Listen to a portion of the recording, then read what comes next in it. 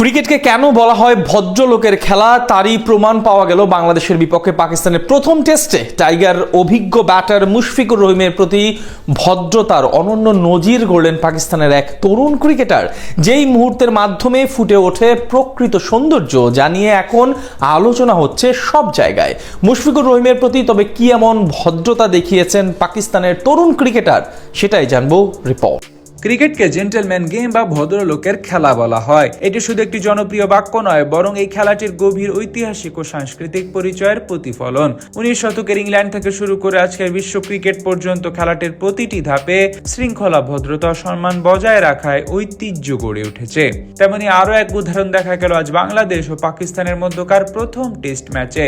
অসাধারণ এক মুহূর্তের মাধ্যমে ফুটে উঠল এই খেলার আসল সৌন্দর্য। টাইগার অভিজ্ঞ ক্রিকেটার মুশফিকুর রহিমের প্রতি বিশেষভাবে সম্মান প্রদর্শন করলেন পাকিস্তানি এক ক্রিকেটার। 22 গজের লড়াই ছাপিয়ে মাঝে মধ্যে এমন কিছু ঘটনা জন্ম হয় যেগুলো খেলার সৌন্দর্যকে আরো কয়েক গুণ বাড়িয়ে দেয়। তার চেয়ে বড় কথা, বাংলাদেশ ও পাকিস্তানের ক্রিকেটারদের মধ্যে যে দৃশ্যগুলো দেখা যায় আরো বেশি। দুই দলের ক্রিকেটারদের বন্ধুত্ব নিয়ে প্রায় মাঠের বাইরে চর্চা হয়। তার সবচেয়ে সেরা উদাহরণ পাওয়া গেল যেন আজ মিরপুর টেস্টে।